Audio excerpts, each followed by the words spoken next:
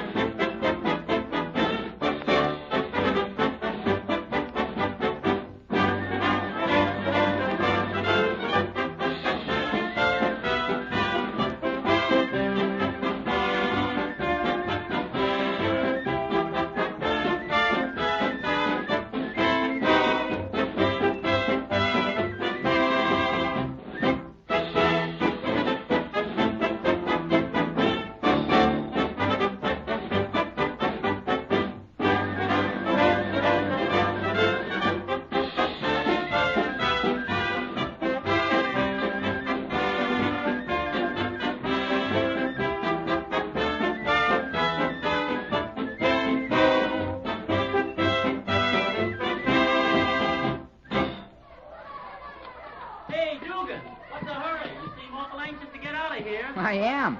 See you later, gang. Okay. Oh, there's Lee. Ted's with him. Hello, Lee. Ted. Well, it didn't take you long to get out of your shower, Jerry. No, I guess I did kind of hurry. Well, let's walk on over to the campus. Okay. Jerry, Lee's just had some pretty bad news. Bad news? Golly. Well, what is it, Lee? Well, maybe I'd better tell you, Jerry. Okay. Jerry, Lee's just found out that, well, he's going to have to leave Fair Oaks. Leave Fair Oaks? Why, you're kidding. You think I'd kid about a thing like that? No, I guess you wouldn't. Come on, let's keep on walking. Yeah. Well, what's it all about, Lee? Well, maybe Lee doesn't feel like talking about it right now. Oh, yes, I'll talk about it. If I don't, I might do something pretty silly. Well, to begin with, Jerry, you remember when we were out in the outboard boat that day, going over to General Bend? Yeah, I remember. Well, do you remember that I told you that in more ways than one, you and I were in the same boat? Sure, I remember that. You told me that you're an orphan, too, just like me. Yeah. Well, I don't even remember my mother. She died when I was just a baby, but, well, Dad really raised me. He was a swell pal, too, but, well, he died about a year ago. Oh. Let's sit down here under the Davis oak for a while, huh? Okay. Sure. The Davis oak. Well, Dad was in the lithographing business. The what? Lithographing business. That's a kind of printing, Jerry. Mm-hmm. It's generally used by circuses and carnivals and for big billboards and that sort of thing. Oh, yeah. I guess the business was pretty successful, too, because we had a nice home in the city and a swell place out in the country, right on the shores of the lake, Angle Lake. We had a speedboat and 2 or 3 other boats, some horses. Oh, gee, it was a beautiful place. Was? Well, don't you have it anymore? No. Now, after Dad died, Mr. Thorpe, he was Dad's lawyer, well, he thought the place at the lake would just be unnecessary expense, so we sold it. Uh-huh. Well, Mr. Thorpe was named in Dad's will as the executor of his estate. An executor, Jerry, is the man who takes care of an estate for the heirs after a person dies. Yeah, I know. Well, go on, Lee. Mr. Thorpe's a swell fella. Gee, he's treated me like a million. I've always called him Uncle Ross. Ross Thorpe. That's the lawyer's name, huh? Yeah. And, well, after Mr. Thorpe sold the place at Angle Lake, he told me, if it was all right with me, he'd buy the house in town. He said he'd been looking for a new home, and Mrs. Thorpe had always liked our house, and so, well, of course, it was all right with me because I was coming here to Fair Oaks pretty soon anyway. Sure. You wouldn't have any use for a big house in the city. No. So Mr. Thorpe bought the house, and that's where he and his wife have been living ever since. Well, of course, one of the parts of the job of an executor of an estate is looking after the business interests of the heirs. And Mr. Thorpe's been managing the plant ever since Dad died. Now, well, what Major Davis had to tell me was that Mr. Thorpe had written to him and told him the business back home was in such terrible shape that the estate couldn't stand having me stay here the rest of this year. Golly, that's terrible, Lee. Yeah, it is terrible.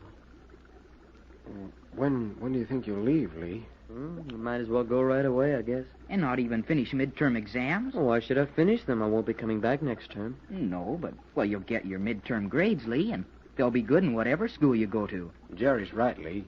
You should stay on the next few days and finish up this midterm anyway. Well, I guess I might as well. That's what Major Davis said, too. Gee, I'll hate to leave Fair Oaks. This school meant more to me than anything else I've ever known. Except my dad, of course. Lee. Yes, Ted? Remember what that motto says up over the front door of Custis Hall? Sure. Toil is the father of fame. Yeah. Well, that wasn't put up there for the cadets just while they're at Fair Oaks, Lee.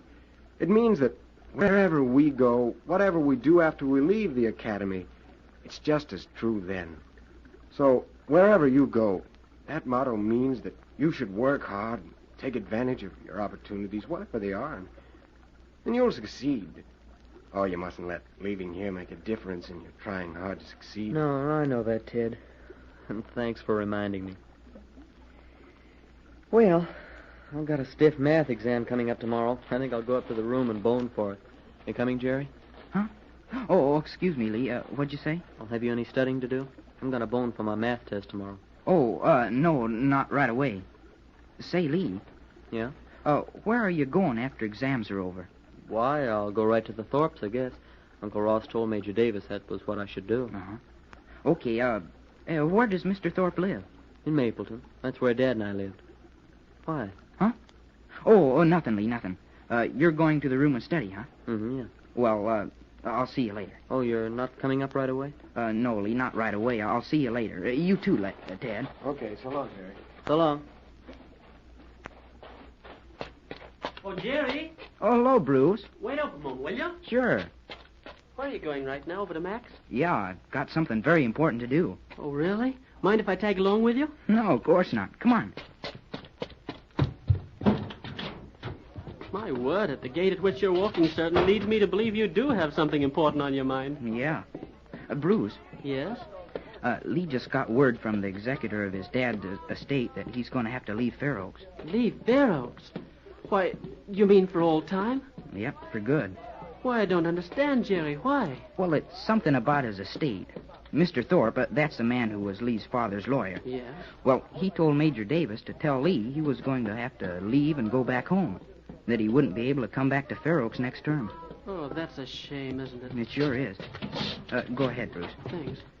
But I've got an idea, and I think it's going to work. You mean you have an idea which might allow Lee to come back next term? Yes, sir. I think I have. Well, do you mind if I ask what it is? No, I don't mind. But do you mind if I don't tell you? You'll find out pretty soon. Well, say, you seem rather gay about this whole thing. I am, Bruce. I'm just tickled that I thought of this idea. Golly, I hope it works. Well, I certainly do, too, if it means that Lee will be able to remain here at school.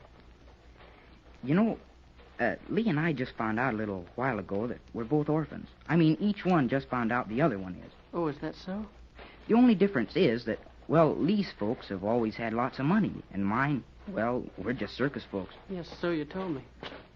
Well, you see, Bruce, the only difference between my being here at Fair Oaks and Lee being here is that my money is in a bank, and his comes from his dad's factory. Well, I may be balmy, but I don't quite see Well, it. you will.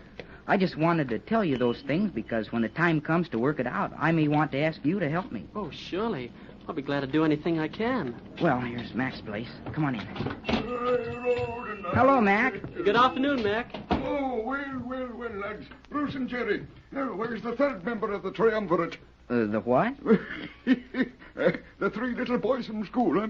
I mean, Jerry, where's your illustrious roommate? Oh, Lee's back at Hayward Hall studying for an exam tomorrow. Oh, I understand the new. Well, lads, what shall it be today? Well, I don't know whether I want anything or not, Mac. I'll decide in a minute. Just as soon as I get through phoning Mr. Randall. Mr. Randall? Oh, well, he's come to town already, huh? For the midterm exercises. Well, that's fine. Whoa, hold your horses, Mac. No, Mr. Randall isn't here yet. Huh? But that's what I want to talk with him about. You mean you're going to telephone him by long distance? That's right. Oh, gosh, lad, you mustn't be wasting your money like that. Oh, it isn't wasting it, Mac. You'll find out when you hear what I'm going to tell Mr. Randall. Oh, Jerry, you'll be the death of me yet. Mac, Aye, lad. I've never called by long distance before. How do I do it? Well, where is Mr. Randall, the new? He's with the circus in winter quarters at Melrose City. Well, I'll put the call in for you, lad. What's the name of the circus again? Randall Brothers Greater Circus. I mind the new. This is 4832. I wish to place a call for Mr. Samuel Randall. Not Samuel, Mac. Just plain Sam. Sam Randall. He's with the Randall Brothers Greater Circus in Melrose City. Person to person. Mr. Jerry Dugan is making the call. That's correct. Thank you. She'll call back in a moment or two, Jerry. Thanks, Mac. Well, Mac, Lee's just heard some pretty bad news. Bad news, Losh. What is it? Well, he thinks he's going to have to leave Fair Oaks. What? He thinks he has to leave. I thought you said... Yeah, I did, Bruce. I did say that Major Davis told him he would have to leave, definitely. But that's what I'm trying to fix. Oh, that is bad news, Jerry. What seems to be the matter? Well, something to do with the business his dad left him when he died. Oh, money. Yep, that's it. Losh, money. You mind the old saying, lads, how painful it is sometimes to keep money as well as to get it. Old Samuel Pepys said that, and it's a very, very true... there's your call, Jerry. You take it to know. Thanks, Mac. Hello? Hello, Mr. Randall. What'd you say?